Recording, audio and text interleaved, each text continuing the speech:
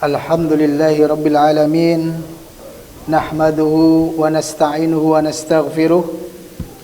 Wa na'udhu billahi min sururi anfusina wa min sayyiati a'malina. May yahdillah fawal muhtad wa may yudlilhu falan tajida lahu waliyan mursyida.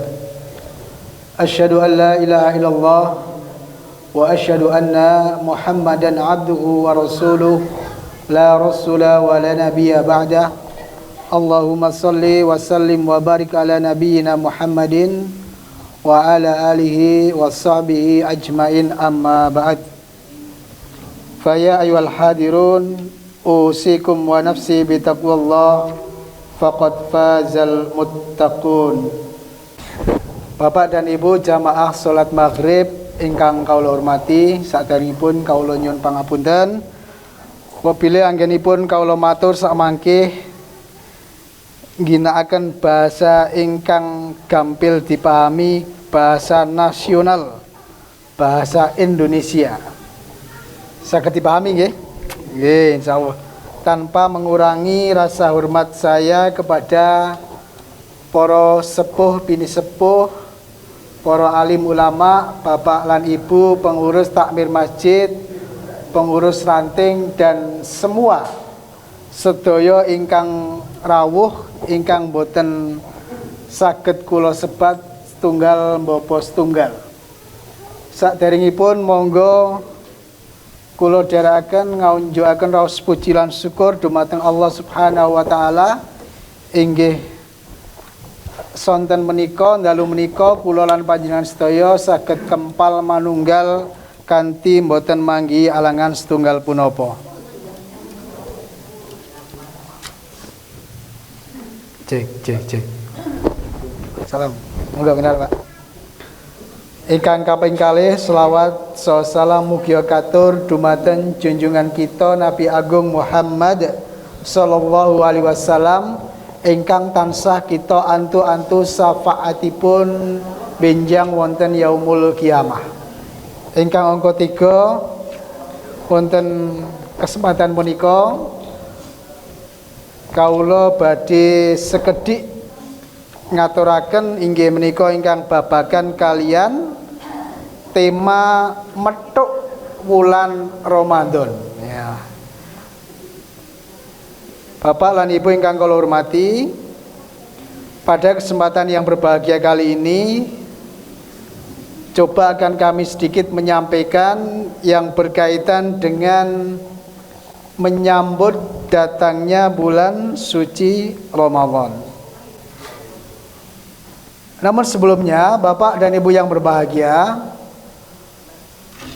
insya Allah dengan datangnya bulan Ramadan itu akan meningkatkan keimanan kita semuanya, akan meningkatkan ketakwaan kita. Sebagaimana Allah Subhanahu wa taala berfirman, ya ayyuhalladzina amanu kutiba alaikumusiyam kama kutiba alal ladzina min qablikum la'allakum tattaqun. Bahwa dari ayat ini kita sebagai orang yang beriman diperintahkan untuk berpuasa. Tujuane nopo? Tujuane inggih menika agar kita termasuk orang-orang yang bertakwa. Nah, sementara setiap hari itu yang namanya iman, al-imanu yazidu wa yanqusu. Iman punika kadang bertambah, kadang berkurang. Kadang-kadang sok munggah, kadang-kadang sok medun. Kenapa mboten? Apa kadang munggah terus? Apa turun terus, medun terus? Mboten nggih, mugi-mugi nggih niku normal niku napa niku ingkang disampaikan oleh Imam Sufyan As-Tsauri, iman itu kadang naik dan kadang-kadang turun. Mungkin kita semuanya juga merasakan. Kemudian Abu Amr Ad-Dani lebih menjelaskan lagi. Ya, beliau mengatakan imanu yazidu bitta'ah, bahwa iman itu akan bertambah dengan kita taat kepada Allah. Wa yanqusu bil maksiyah, dan kadang-kadang itu iman itu berkurang, medun. Itu dengan kita berbuat maksiat. Wa yaqwa bil ilmi, dan akan meningkat, akan kuat dengan kita belajar, dengan kita nderek pengawasan dan lain-lain. Wa yud'afu bil jahli, dan akan melemah ketika kita bodoh, ketika kita jauh dari kajian, ketika kita tidak pernah menghadiri majelis ilmu dan seterusnya. Wa yahruju bil kufri, dan bisa saja bahwa keimanan itu akan keluar ketika kita kufur terhadap Allah Subhanahu wa taala. Maka kita tidak menginginkan keimanan kita itu lepas dari kita, maka kita bagaimana senantiasa menjaga keimanan biar stabil begitu. Ya, kalau medun sithik terus munggah meli, medun sithik munggah meli, stabil ngoten. Itu yang kita harapkan. Maka ada sebuah nasihat dari Ibnu Mu'taz. Beliau menyatakan halid dunuba saghiraha wa kabiraha wa huwa tuqa. Caranya adalah tinggalkan dosa kecil dan dosa besar. Itulah takwa. Wasna kamasin fauqal ardi sauki yakhduru ma yara la tahkiranna saghiratan innal jibala minal hasa. Kemudian beliau mengatakan bersikaplah seperti orang yang berjalan di tanah itu seperti berjalan di atas duri. Nah, menika. Dados kula panjenengan menggambarkan bagaimana kita itu hati-hati hidup di dunia ini seperti jalan di atas duri. Kula namanya sakit membayangkan nek berjalan di atas tanah biasa kan sak karepe dhewe nggih, jelang sak karepe dhewe. Misale kula panjenengan berjalan di jalan yang agak licin, teng galengan sawah napa teng napa nggih, gang sempit ngaten kan alon-alon hati-hati ngaten kan. Nah, ini diibaratkan ketika kita itu ingin menjadi orang yang bertakwa, berhati-hati di dunia ini seperti berjalan di atas duri. Pun tahu Pak, berjalan di atas duri? Dereng nggih. Kecuali niku nek napa niku pesulap niku berjalan di atas beling-beling niku. Nah, kita membayangkan berjalan di atas duri, kanan kiri kita banyak duri, maka kita akan berjalan dengan hati-hati. Itulah nasihat agar kita itu senantiasa menjaga ketakwaan kita. Dan jangan meremehkan hal-hal yang kecil, karena hal yang kecil itu nanti lama-lama akan menjadi besar. Kados kula lan panjenengan mirsani onten gunung, onten bukit. Niku kan ketok gede ngaten kan. Niku aslinya kan cilik, ming kumpulan debu-debu niku lho Pak. Kumpulan debu, pasir, kerikil ning saking okehe njuk dadi ketok gedhi. Nah, begitu juga keimanan kula lan panjenengan menika ketika dikotori dengan dosa, suatu ketika meremehkan dosa, dosa ini cilik kok, sithik. Ya, meremehkan yang kecil-kecil lama-lama bertumpuk, lama-lama bisa menjadi besar. Bapak dan Ibu yang berbahagia, itulah sebagai pengantar bagaimana kita bisa menjaga ketakwaan kita kepada Allah Subhanahu wa taala dengan senantiasa berhati-hati. Dan sebentar lagi insya Allah kita akan menyambut bulan yang penuh dengan berkah, dan rata-rata keimanan orang itu akan bertambah, akan meningkat di bulan suci Ramadan. Bapak dan Ibu yang dimuliakan Allah Subhanahu wa taala. Allah menciptakan waktu, menciptakan hari itu banyak. Dalam setahun onten berapa hari Bapak Ibu?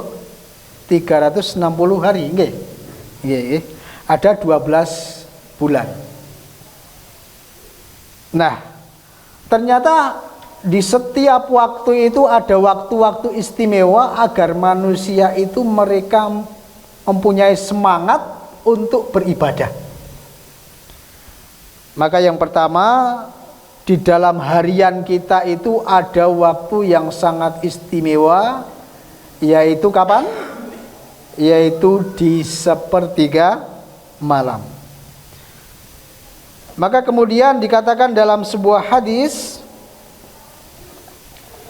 Yanzilu Rabbuna tabaraka wa ta'ala kulla lailatin ila sama'id dunya, bahwa Allah subhanahu wa ta'ala itu akan turun ke langit dunia. Hina yabqa thuluthil lailil akhir, yaitu di sepertiga malam terakhir. Yaqulu man yad'uni fa astajiba lahu. Kemudian Allah berkata, barang siapa yang berdoa kepadaku, aku akan mengabulkannya. Man yas'alni fa'u'tiyahu. Dan barang siapa yang meminta kepadaku, aku akan mengabulkannya. Man yastaghfiruni fa'aghfiru lahu. Dan barang siapa yang minta maaf, minta ampun kepadaku, maka kemudian aku akan memberikan ampun.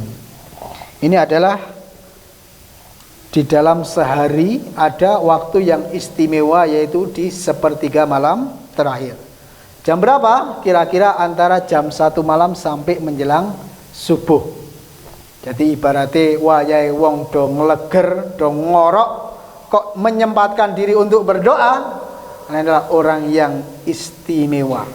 Seperti panjenengan lewat jalan tol sepine nyenyet ra karuan, mesti cepet tekan gone. Gini apa? Bengi-bengi ya toh, dalane lego, langsung ngebut. Seakan-akan seperti kita berdoa di tengah malam, di saat orang-orang banyak tertidur, maka insya Allah doa kita itu akan cepat dikabulkan oleh Allah subhanahu wa ta'ala. Kemudian yang kedua adalah di dalam 1 minggu ada hari yang istimewa, namanya hari apa? Hari Jumat, Sayyidul Ayyam, yaitu hari Jumat. Maka dikatakan dalam hadis, ya, inna min afdhali ayyamikum yaumal jumu'ati. Di antara hari-hari yang mulia yaitu adalah hari Jumat. Fihi khuliqa Adam wa fihi kubida wa fihi nafkhatu wa fihi saqatu. Sesungguhnya di antara kalian itu ada hari-hari yang paling utama, ada hari-hari Jumat. Di hari itu Adam diciptakan. Kemudian Adam juga meninggal di hari itu. Tiupan sangkakala pertama dilaksanakan pada hari itu pula, dan juga tiupan kedua. Nah, ini maka dikatakan bahwa suatu saat nanti datangnya hari kiamat, yaitu juga akan datang pada hari Jumat. Bahkan juga orang-orang yang meninggal di hari Jumat ini mendapatkan kemuliaan oleh Allah Subhanahu wa taala, akan diangkat derajatnya dan akan dijauhkan dari fitnah alam kubur. Kemudian yang ketiga adalah di dalam 1 bulan itu juga ada hari-hari yang istimewa. Bapak dan Ibu pengen berpuasa dalam 1 bulan, maka bisa berpuasa, namanya adalah puasa Ayyamul Bid, ya. Puasa di pertengahan bulan. Bulan apa? Bulan Hijriah, ya. Sanes bulan Januari, Februari ngoten mboten. Bulan Hijriah. Sakmenika bulan apa, Bu? Rajab, nggih. Nggih, sudah masuki bulan Rajab. Kalau nggak salah ya sekitar tanggal 12. Ngaten laras? Nggih. Nah, ini dikatakan oleh Rasulullah Shallallahu Alaihi Wasallam pernah memberikan nasihat kepada Abu Dzar, ya Aba Dzarin, idza sumta minas sahri thalathata ayyamin fasum salata asrata wa arba'a asrata wa khamsa asrata. Wahai Abu Dzar, jika engkau ingin puasa pada setiap bulan maka berpuasalah tanggal 13, 14 dan 15 dari bulan Hijriyah. Kalau sekarang tanggal 12 berarti besok tanggal 13, 14, 15. Ini adalah salah satu hari istimewa setiap bulannya. Maka dinamakan dengan Ayyamul Bid, itu adalah hari putih. Kenapa disebut hari putih? Karena bertepatan dengan bulan purnama. Jadi bulan purnama kalau tanggal sekian kan sudah nomor niku bunder. Maka dikatakan adalah hari-hari yang putih, bulannya putih terang bunder, ya kan? Bukan poso mutih, bukan poso mutih, bukan, tapi puasa yang berkenaan dengan hari-hari putih itu maksudnya bulannya baru putih, baru terang-terangnya. Nah kemudian yang keempat,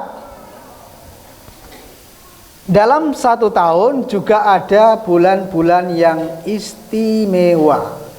Yaitu bulan apa? Bulan Ramadan.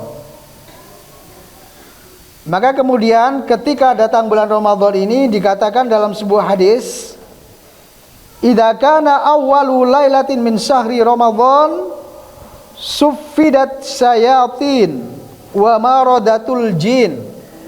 Ketika datang awal Ramadan, maka kemudian setan-setan itu akan dibelenggu, ya.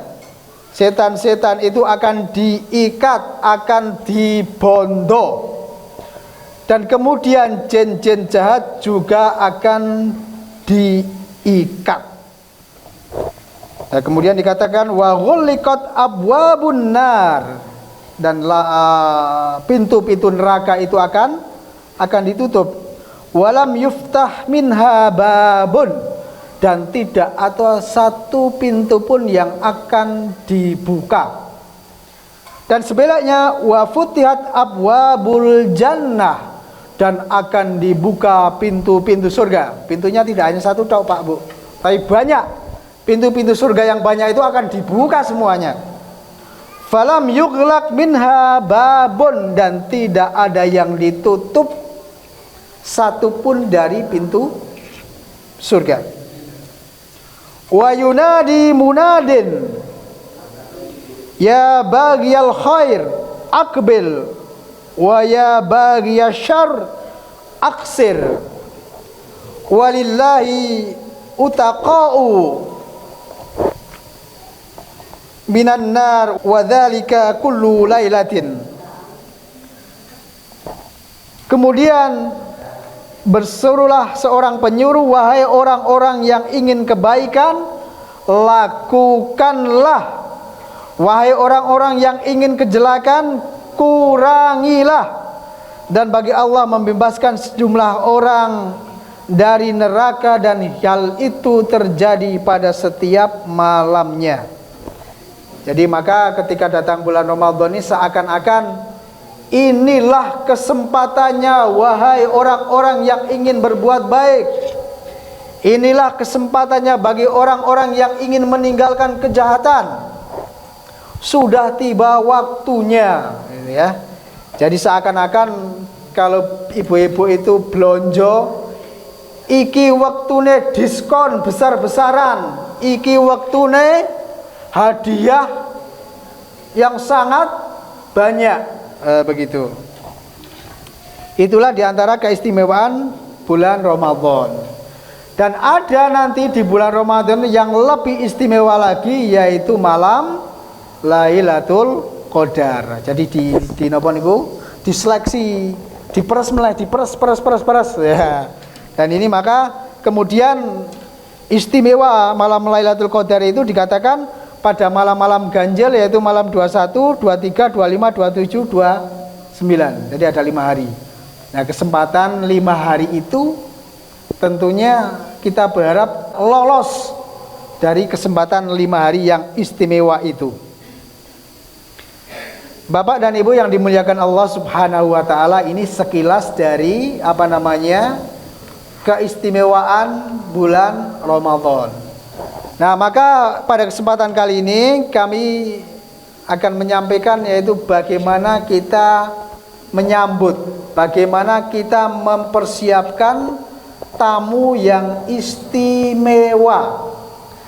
Jadi Bapak Ibu menawa dikabari mau ada tamu yang istimewa, tamune nggawa oleh-oleh, tamune nggawa hadiah, tamune pokoknya memberi kabar gembira kepada kita, pasti kita akan mempersiapkan dengan semaksimal mungkin. Mbok menawa dibeleke pitik napa dikurungke tok, Bu? Kurung tok. Dikurung mboten dibeleh, wah padha mawon. Dibeleke pitik minimal diceploke ndok. Ndok kampung, ndok napa? Lehor, napa minimal ndok puyuh, ngoten nggih. Nah, pasti diberikan suguhan-suguhan yang istimewa. Begitu juga dengan datangnya bulan Ramadan ini, pasti kita juga akan mempersiapkan dengan sekuat tenaga kita, ya. Karena tamu yang istimewa itu akan hadir. Maka kemudian yang perlu kita siapkan, yang pertama adalah persiapan batin. Maka ada dua, persiapan batin dan persiapan lahir. Nah, ini kita akan menyampaikan dulu adalah persiapan batin. Batin itu apa? Hati, ya, berkaitan dengan perasaan.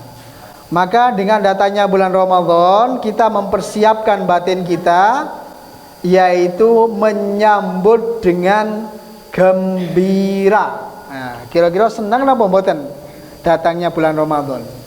Kadang-kadang onten sing susah. Njuk udute kapan? Njuk ngopine kapan? Njuk nginange kapan? Terus sing nginang mboten, Bu? Mboten nggih. Mboten nonton saniki nggih. Terus napa niku? Napa mulai makan-makannya kapan? Kadang-kadang susah. Angge dirapel saged mawon gitu. Pas sahur yang ngopi ya teh air putih dicampur dados tunggal. Ya udut ya. Udut mboten, Pak? Udut. Ahli hisab nggih. Nek mboten alhamdulillah. Bapak dan Ibu yang dimuliakan Allah Subhanahu wa taala, yang pertama tadi adalah kita menyambut dengan gembira. Maka ada sebuah hadis yang mengatakan, man fariha bituhuli Ramadan, sapa wonge sing atine seneng ketika datangnya bulan Ramadan, haramallahu jasadahu ala niron, mongko Allah badhe ngaramake jasate atas dheweke saka api neraka. Wah, ini luar biasa. Barang siapa yang berbahagia, seneng remen tekone sasi poso, maka akan diharamkan jasadnya di atas api neraka. Maka tentunya itu adalah akan membawa kita kepada dalam kita bersemangat di dalam menyambut bulan Ramadan, kemudian beribadah semaksimal mungkin, dilakukan sunnah-sunnahnya, ditinggalkan larang-larangannya, dan menumpuk pahala yang banyak yang akan membawa kita masuk ke dalam surga. Nah, di antara berkah datangnya bulan Ramadan adalah akan membawa kepada peningkatan ibadah kita yang tadi sudah kami sampaikan. Tentunya biasanya kalau kemudian datang Ramadan itu banyak kegiatan-kegiatan keislaman, ya, di masjid, musola, kemudian ditambah ada kuliah subuh, ada kultum, ada buka bersama. Kadang-kadang di kota besar itu onten sahur bersama.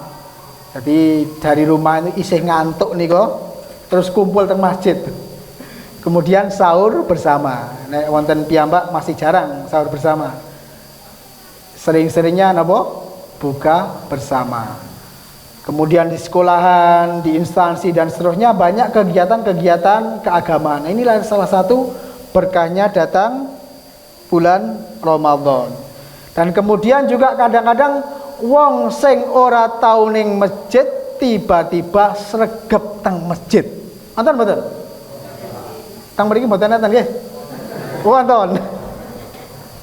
Tak kira mboten enten nek teng desa sebelah niku sok onten setunggal kali 3 sekawan gangsal ngoten.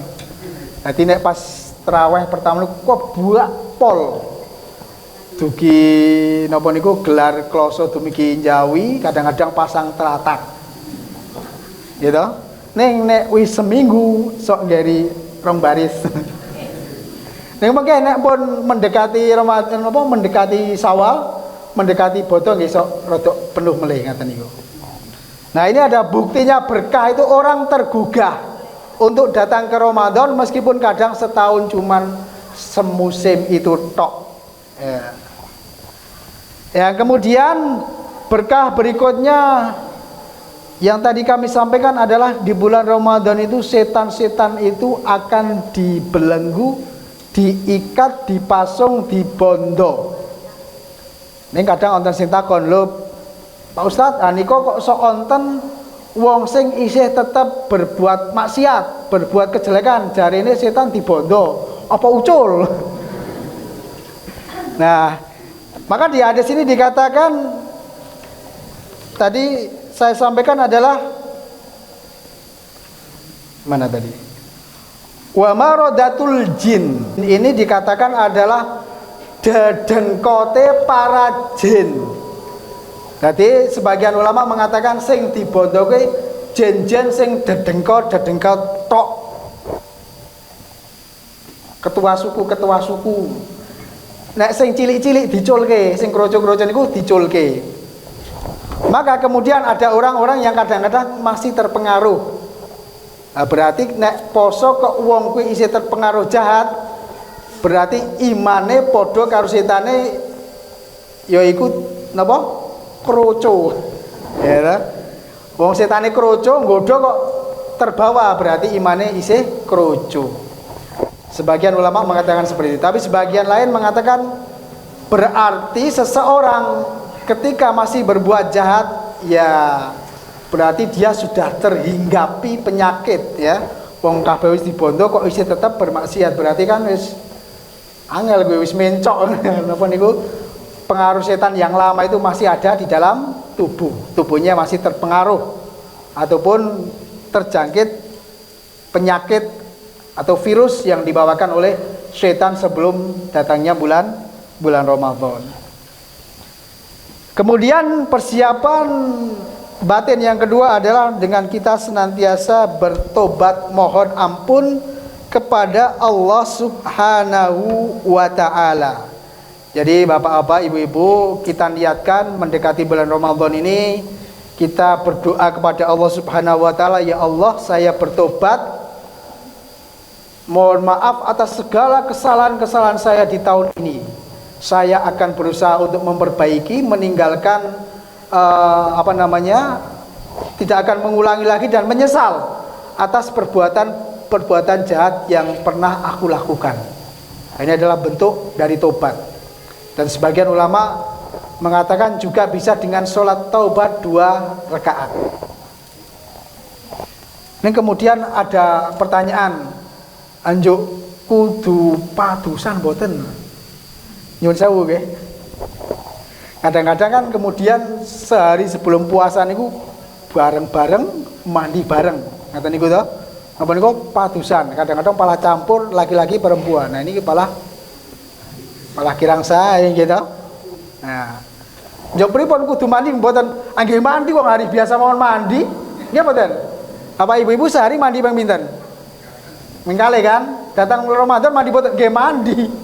Mandi seperti biasa. Gitu.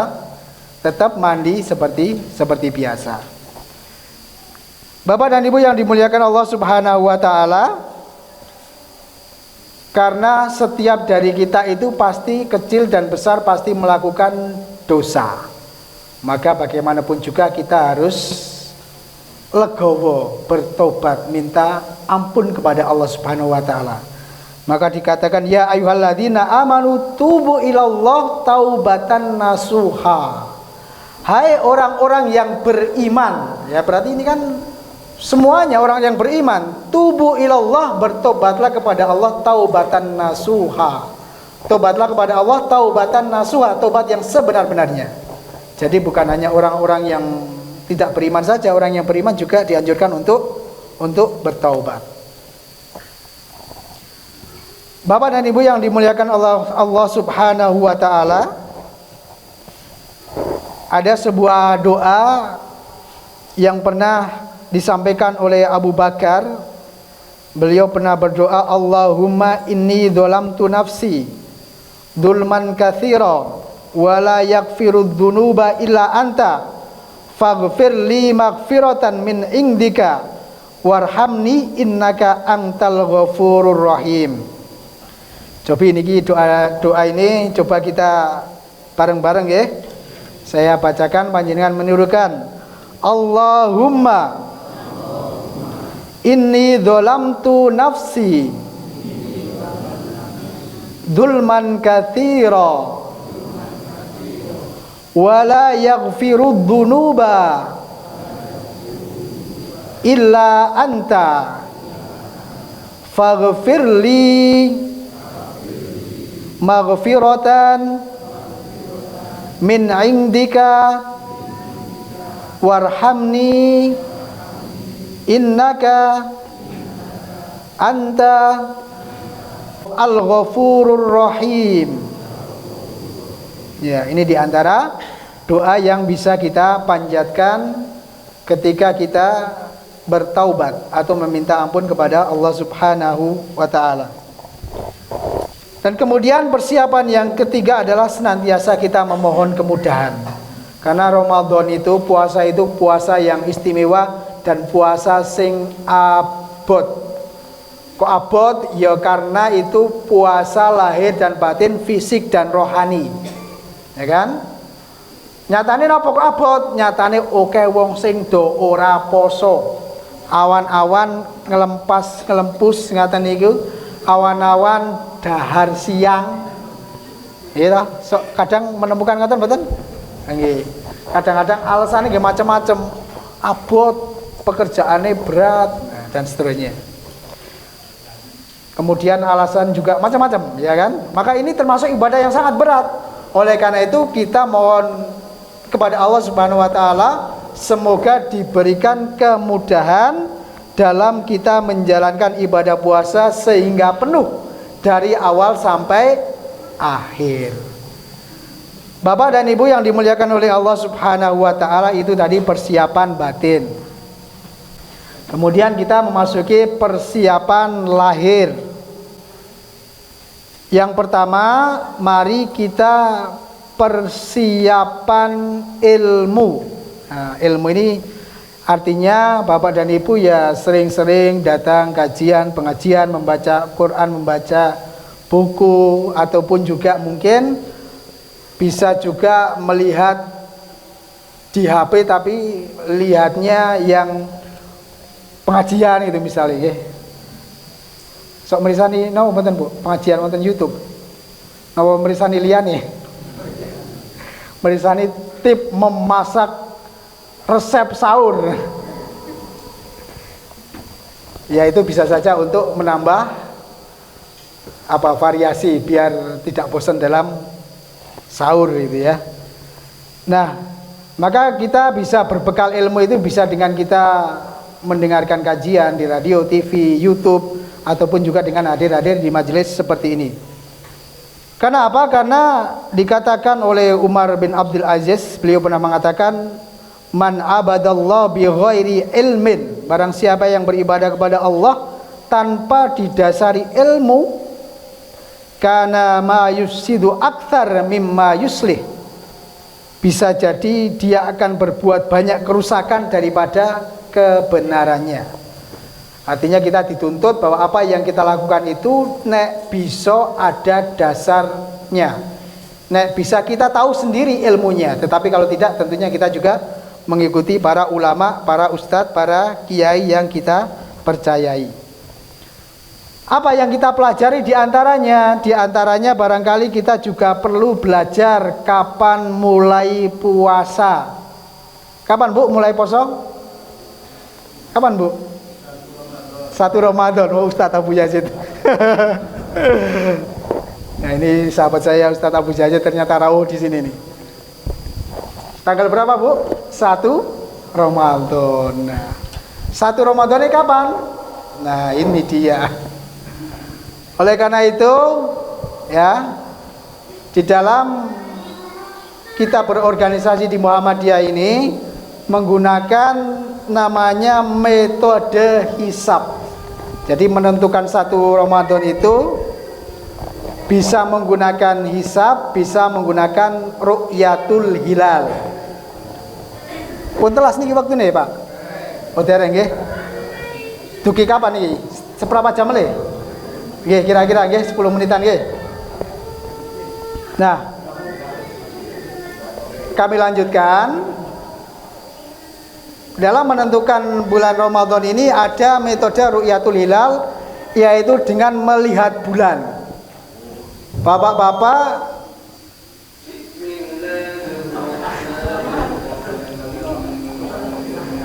bisa melihat datangnya Ramadan yaitu dengan melihat dengan mata telanjang. Tapi ini susah Pak. Datangnya bulan Ramadan melihat hilal ini kok ageng apa alit? Alit nggih. Pak hilal wonten sing lemu wonten. Ini hilal niku nggih alit cilik niku. Maka kemudian sekarang itu ada alat teleskop itu untuk ngeker hilal. Kadang-kadang nggih sok ora ketok saking cilike. Maka kemudian Muhammadiyah menggunakan metode hisab dengan menghitung melalui matematis, melalui astronomi, yang bahkan bisa menentukan setahun 2 tahun yang akan datang bodone kapan itu saged. Nah ini keunggulan dari metode hisab. Jadi insya Allah lebih coro-coron ini lebih tepat dalam menentukan beberapa tahun yang akan datang. Ya, maka kemudian kita lebih mantap seandainya kalau nggak salah PP Muhammadiyah sudah mengeluarkan maklumatnya jatuhnya itu tanggal 1 Maret. Ustaz Abu ya betul ya? 1 Maret kalau nggak salah ya. Itu 1 Ramadannya itu. Jadi sekarang kita sudah tahu. Maka kemudian malam tanggal 1 itu kan kita sudah siap-siap untuk melaksanakan tarawih. Nek menggunakan ru'yah niku dereng saged. Kadang-kadang maghrib isya isih bingung. Iki sesuk poso apa ora? Yo saiki tarawih apa ora? Nah kata niku nek menggunakan ru'yah itu kadang-kadang kalau belum terlihat maka ada kebingungan di situ. Tetapi kalau menggunakan hisab insya Allah sudah cetol, sudah mantap, berarti besok poso. Nah itulah metode yang digunakan oleh Muhammadiyah. Dalilnya apa?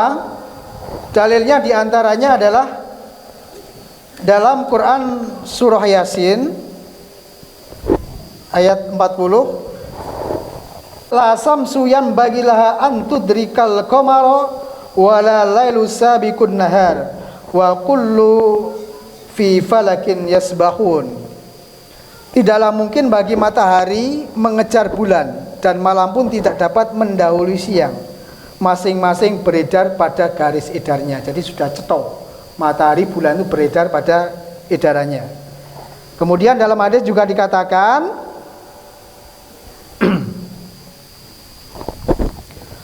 la tasumu hatta tarau hilala wa la tuftiru hatta tarawunahu fa in ghamma alaikum faqduru lahu. Apabila kamu melihat hilal berpuasalah, dan apabila kamu melihatnya kembali, ya maksudnya setelah berpuasa, maka beridul fitrilah. Jika ia terhalang oleh awan, maka estimasikanlah, hitungkanlah, ya. Jadi ketika bulan itu susah untuk dilihat, maka kita bisa menggunakan yang namanya metode hisab. Ini dilakukan oleh para ilmuwan, oleh para ulama. Nah, kula panjenengan sulit untuk menghitung. Ini sudah ada pakarnya sendiri. Jadi ketika pakar itu sudah menentukan, sudah membuat maklumat, nah ini bisa diikuti oleh warga. Bapak dan Ibu yang dimuliakan Allah Subhanahu wa taala, kemudian diantaranya juga kita tentunya harus mengetahui sahur berbuka niku napa mawon sunahe. Termasuk sunah sahur yaitu mengakhirkan sahur, mendekati adzan. Ning odo sak menit terus kayak poso, kayak sahur ngaten nggih. Jadi kira-kira ya 10 menit, seperempat jam itu kita berhenti sahur. Jadi kan di sekitar kita itu sudah sering kita mengetahui adanya imsak, baik itu sirene ataupun kadang-kadang masih pakai suara itu kan, imsak, terus mboten niki. Terus ya Pak, kadang-kadang ada seperti itu. Nah itu menandakan waktu ke adzan subuhnya itu sekitar antara 10 menit tadi. Maka kita ketika mendengar itu bersegeralah untuk ngerampungi. Cara ndoke isi sak glending ya terus dicepetke ngaten iki. Kemudian minumannya masih banyak ya.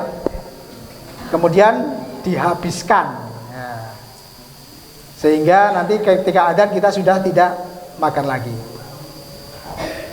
Namun sebaliknya ketika berbuka puasa kita disuruh untuk mendahulukannya. Maksudnya mendahulukan itu orang disi nggih Pak nggih? Jadi ini kon mendahulukan kondisi liyane urung terus buka. Maksudnya mendahulukan begitu pun wayahe, pun adzan pun nging segera untuk kita berbuka ora ngendende. Engko wae isih kuat. Ya gaya kan, nggak boleh. Begitu sudah datang waktu kita segera untuk berbuka. Kemudian diantaranya juga yang barangkali kita salah kaprah itu ketika berbuka itu menggunakan yang manis tapi berlebihan. Ya. Padahal dikatakan dalam sebuah hadis itu redaksinya bahwa Rasulullah SAW itu menyukai minuman yang dingin dan manis itu tidak di bulan puasa tetapi di hari-hari semuanya, seluruhnya. Jadi tidak hanya di bulan puasa Rasulullah itu menyukai makanan yang manis dan dingin. Tapi para ulama menafsirkan makanan yang manis ini adalah kurma ya. Jadi dalam hadis itu Rasulullah itu menggunakan kurma yang masih muda, kalau tidak ada ya kurma yang sudah tua, kalau tidak ada kemudian dengan air yang apa niku? Air bening niku Pak. Air yang jernih niku. Maka dikatakan air yang manis itu bisa bersumberkan dari mata air dan juga bisa dari sumur. Ini dikatakan sebagai air yang jernih, air yang segar. Tapi kadang-kadang diantara kita itu kemudian salah kaprah, jarene kon berbuka sing manis kemudian nyediani manisan sing wakeh, teh manis terus sirup manis, padahal sirup manis itu pun campuran kalih napa niku susu, sirup, terus wonten gedang manis, wonten kolak gedang, terus napa meneh isih tambahi semangka, buah-buahan liyane manis sedaya campur dadi siji sak mangkok niku. Jarene manis, iki manis tenan. Nah niku hati-hati nggih Pak nggih, Bu nggih. Secara secara kesehatan tidak boleh justru terlalu manis yang berlebihan. Apalagi Bapak Ibu yang usianya sudah 40 ke atas gitu. Ya manisnya cukupan saja, tidak boleh manis-manis yang terlalu berlebihan. Ya syukur-syukur manisnya itu yang alami mawon. Corone nggih misalnya apa niku? Kurma, kemudian yang buah-buah itu kan. Tapi kemudian ditambah sirup, ditambah susu dan seterusnya itu barangkali bisa dikurangi. Karena ketika tadinya puasa kemudian digelontor dengan yang manis yang banyak, itu malah justru bisa menaikkan gula darah. Maka kita ya sewajarnya saja. Maka ada sebuah contoh, ada sebuah hadis yang mengatakan ketika Rasulullah SAW itu memerintahkan sahabatnya itu makan kurma dengan 3 jari. Ya ini korelasinya adalah agar kita makan itu tidak kemaruk, ya. Jadi dumeh poso kemudian sudah tersedia banyak, ini biasa saja untuk anak-anak remaja dan anak kecil kita bisa memberikan nasihat kepada mereka. Menumpuk makanan begitu beduk langsung masuk semua. Nah ini kembali lagi ke hadis tadi, ketika kita makan kurma itu kan diperintahkan dengan 3 jari, ngaten niki. Nah, kurma itu makannya dengan 3 jari kemudian baru dimasukkan ke mulut kita. Ini adalah contohnya kurma. Tapi hikmah di situ adalah agar tidak kemaruk. Jangan kemudian kita makan dengan 5 jari, ngaten niki. Wah. Nah, ya. Ini namanya kemaruk.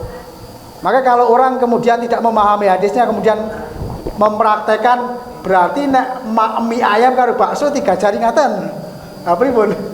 Saged melonyo. Ini maksud yang terkandung adalah agar tidak kemaruk. Makan ya secukupnya. Kalau makan yang berkuah ya tetap memakai sendok.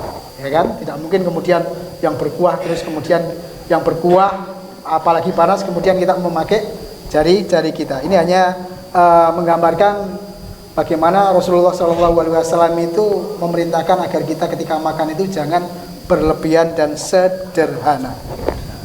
Bapak dan Ibu yang dimuliakan Allah Subhanahu wa taala, waduh waktunya semakin habis ya, sedikit saja saya tambahkan ya. Kemudian berikutnya adalah persiapan yang bisa kita lakukan adalah dengan kita melakukan pemanasan. Poso kok ada pemanasan barang kaya pit motor ya memang perlu Bapak dan Ibu, apalagi kalau usia kita juga sudah tua gitu ya, sudah dewasa, kita perlu pemanasan. Biasanya orang tahu poso ujuk-ujuk terus poso sok kadang-kadang kaget, kadang-kadang sok onten sing nganti semaput.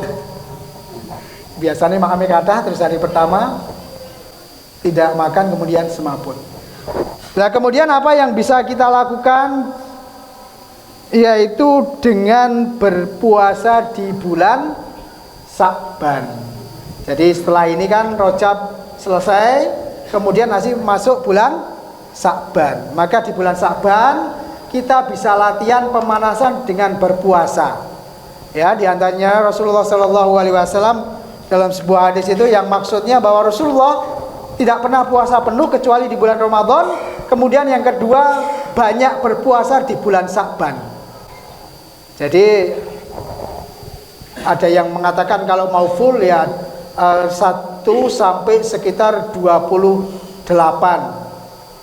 Karena di situ dikatakan mayoritas Rasulullah banyak berpuasa, berarti kan tidak full.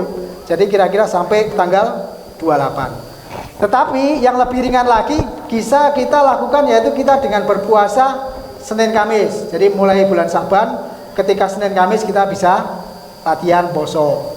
Kemudian juga bisa di pertengahan di tanggal 13, 14 dan 15. Niku sing enteng gitu.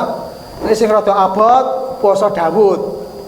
Tanggal 1 poso, tanggal 2 mboten, tanggal 3 poso, tanggal sekawan mboten dan seterusnya. Itu adalah pemanasan. Namun perlu diingat, ketika sudah memasuki pertengahan bulan Sya'ban kita tidak boleh berpuasa ketika sebelumnya kita tidak pernah berpuasa. Ya. Maka ada hadis kan kita tidak boleh berpuasa sehari 2 hari menjelang Ramadan kalau sebelumnya tidak pernah berpuasa. Kecuali kalau Sya'ban itu terus kemudian kita berpuasa gitu kan, njur ngepasi Senin Kamis kok sehari 2 hari menjelang Ramadan, nah itu tidak mengapa insyaallah ya. Ini hikmahnya apa? Hikmahnya adalah ketika orang berpuasa di bulan Sya'ban ini sebagai pemanasan. Men ora kaget nek Sya'ban kok wis kerep poso, berarti nanti Ramadan insyaallah ora kaget, wis biasa poso. Neng kok dilarang, mergane napa? Dilarang berpuasa setelah pertengahan Sya'ban karena dikhawatirkan nanti napa sebelum bertanding malah KO gitu. Pertengahan Sya'ban kemudian poso, aku begitu awal poso malah dadi lemes ra karuan. Karena biasanya kita itu lemes poso itu ketika seminggu ngaten niku kan, 2 minggu ngaten. Tapi kalau sudah lepas dari itu kan sudah terbiasa. Nah, itulah fungsinya pemanasan. Nah, kemudian kalau tadi ada pemanasan, kemudian Ramadan kita puasa bertanding, setelahnya juga ada cooling down. Ini bahasa ngetrennya warming up, itu pemanasan. Kemudian Ramadan puasa, kemudian setelahnya itu cooling down itu napa? Turun niku nggih istilahnya sak niki nek diibaratke ngaten niki. Nah, pelan-pelan naik, kemudian sudah di atas, kemudian pelan-pelan turun. Mboten langsung ngadeg terus anjlok. Mboten kaya kotak niku ngadeg terus napa niku lurus terus anjlok meleh. Nah, ngaten iki. Fungsine ngaten iki. Jadi Sa'ban berpuasa, berlatih, kemudian Ramadan kita full, kemudian Syawal juga kita bisa berpuasa kembali. Nah, ini adalah fungsi dari kita melakukan persiapan menjelang datangnya bulan Ramadan. Bapak dan Ibu yang dimuliakan Allah Subhanahu wa taala, dan terakhir Rasulullah sallallahu alaihi wasallam mengatakan, "Kenapa aku berpuasa di bulan Sa'ban? Karena di bulan Sa'ban ini amalan-amalan hamba, amalan-amalan manusia itu akan dinaikkan, akan disetorkan." Dan Rasulullah mengatakan, aku ingin berpuasa, aku ingin amalanku disetor, itu aku dalam kondisi berpuasa. Jadi amalan kita disetorkan itu kalau harian itu kan di waktu subuh dan asar, ya. Mingguan ada di hari Senin dan hari Kamis. Nah, kalau tahunan itu di bulan Sa'ban. Jadi apa yang dilakukan Bapak Ibu dalam setahun itu direkap, dikumpulke, kemudian disetorke teng bulan Sa'ban. Maka kemudian kalau kita berpuasa di bulan Sa'ban, ini adalah hikmahnya luar biasa. Kita bisa berpuasa di saat amalan-amalan kita disetorkan, dikumpulkan oleh malaikat kepada Allah Subhanahu wa ta'ala. Bapak dan Ibu yang dimuliakan Allah Subhanahu wa ta'ala, barangkali itu yang bisa kami sampaikan malam hari ini. Semoga ada manfaatnya, dan apabila ada kesalahan, kekurangan, kami mohon maaf yang sebesar-besarnya. Mari kita tutup pengajian malam hari ini dengan bersama-sama membaca tahmid. Alhamdulillahi Rabbil Alamin. Subhanakallahumma wa bihamdika asyhadu an la ilaha illa anta astaghfiruka wa atubu ilaik. Wa akhiru da'wana alhamdulillahi Rabbil Alamin.